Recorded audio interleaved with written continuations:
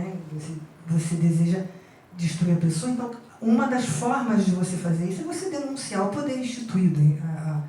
E isso se estabelece na cultura. Pode parecer exótico para nós, mas a gente pode considerar o seguinte: quando Dom João VI veio para cá, para o Brasil, que trouxe a corte, em Portugal naquela época, havia 10% da população portuguesa dentro de convento. Portugal, em 1800, tinha 3 milhões de pessoas, 300 mil pessoas, 10% da população, estavam em convento, em monastério, 10% da população. E até hoje, aliás, até século passado, era legal ter, aqui no Brasil, uma pessoa da família que seguisse a carreira de padre, né, que fosse padre. Isso está na nossa história, na nossa cultura, e veio em função desse tempo, né, de Santa Inquisição. E além desse peso extraordinário que tem, né, essa formação espiritual, cada povo se desenvolve de acordo com a espiritualidade, né? Nós temos uma formação espiritual muito pesada, da mesma forma que Portugal e Espanha até hoje têm, né? Os portugueses, até uma década atrás, eles se tratavam com extrema grosseria, eram quase inimigos. Os espanhóis até hoje brigam entre si. Por quê? Você vê o outro como seu inimigo. Os aqui, nessa parte aqui, entre eu e o nós, né? Os nós são os próximos. Isso o Rabino fala em um dos livros, né? Que nós somos amigos, discípulos, filhos, discípulos, filhos, amigos, gente, são 4 categorias que são nós, né? Mas saem para dirigir, o outro é inimigo. Todos os outros são inimigos. As pessoas dirigem dessa forma, infelizmente. E isso ficou dessa época e dessa estrutura de Santa Inquisição. Outra coisa extremamente importante, isso aqui, ó, o raciocínio impedido. O homem cordial, é interessante falar isso. Sérgio Buarque de Holanda criou esse termo, o homem cordial, para definir o brasileiro como uma pessoa emotiva. E está no texto de Sérgio Buarque de Holanda que o homem cordial é um homem emocional, córdio de coração. E a inimizade é tão cordial quanto a amizade, quanto qualquer outra emoção. Então, inimizade, ódio, também pessoas emotivas também têm uma carga extremamente forte de ódio, né? E essa outra visão do homem cordial, né, essa questão do raciocínio, ele também escreve isso, que a pessoa cordial, o homem cordial, ele não pensa muito, ele não raciocina muito, ele faz, né, ele trabalha sempre com o coração e despreza, isso está escrito lá, gente, tá? Eu repeti, porque a estrutura é essa. Então, a estrutura é de ser emotivo e não pensar. Boa noite, Gi.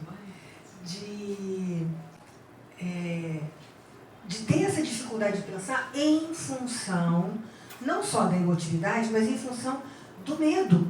Né? Você, na época em que você tem uma Santa Inquisição, em que a pessoa pode denunciar por qualquer razão, a denúncia podia ser feita por qualquer razão e de ouvir dizer. Você não precisava provar. Você podia chegar no tribunal e dizer que ouviu dizer que alguém fazia alguma coisa, era suficiente para aquela pessoa ir para o cárcere, os bens serem confiscados, e a pessoa, às vezes, nunca sabia qual tinha sido o motivo da denúncia, e a família inteira era prejudicada. A família inteira, às vezes, mães, filhos, netos, todo mundo ia para o cárcere. É uma história extremamente trágica. O que acontece quando você está convivendo com esse tipo de coisa? A qualquer momento você pode morrer.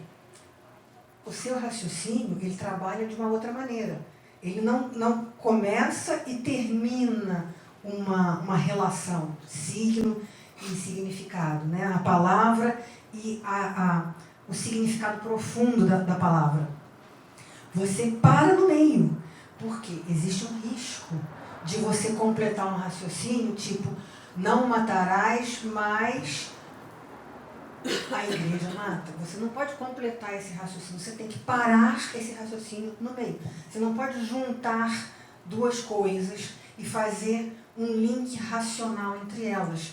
É mesmo, se paralisa mesmo, a pessoa fica sem a capacidade de desenvolver o raciocínio, e isso é extremamente prejudicial, porque acaba criando um círculo vicioso de não pensar e reagir emocionalmente, não pensar e reagir emocionalmente, que tem séculos, né, infelizmente.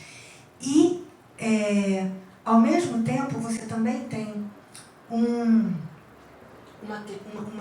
desvalorização interna muito grande.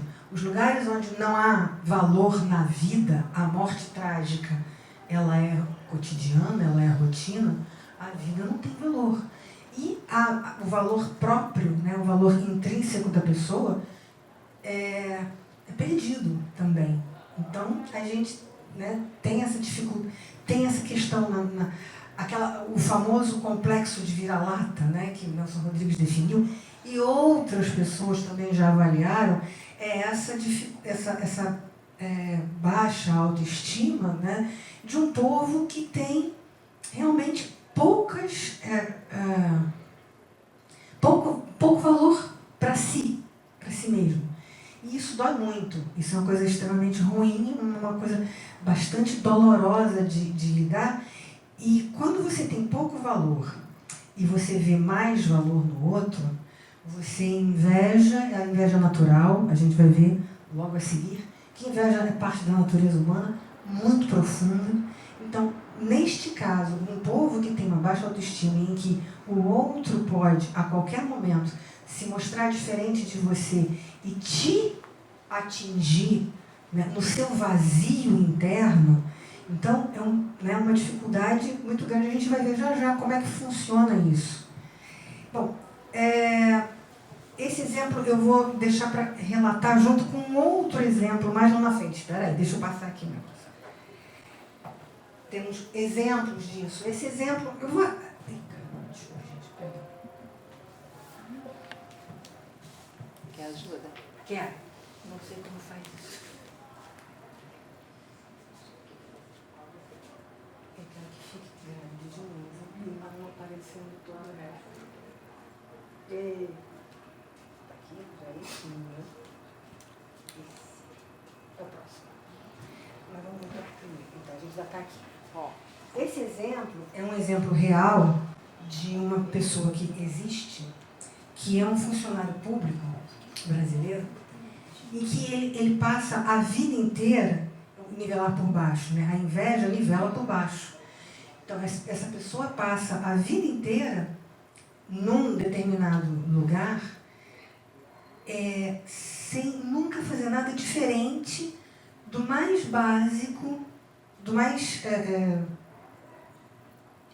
básico do trabalho. Essa pessoa, ela não está... Você vai dizer, por que ela está invejando? Ela não está invejando, ela está estabelecendo o limite mais baixo possível para estabelecer qual é o limite, qual é o patamar de todo o ambiente. Significa que tudo que for superior ao mais baixo pode ser diferente, pode ser razão de inveja.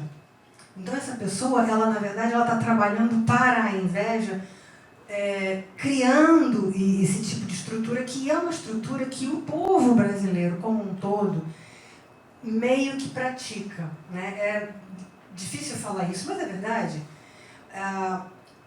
A maioria das famílias deseja ter um funcionário público, que a pessoa faça concurso e vá, né, ser funcionário público. E ser funcionário público, gente,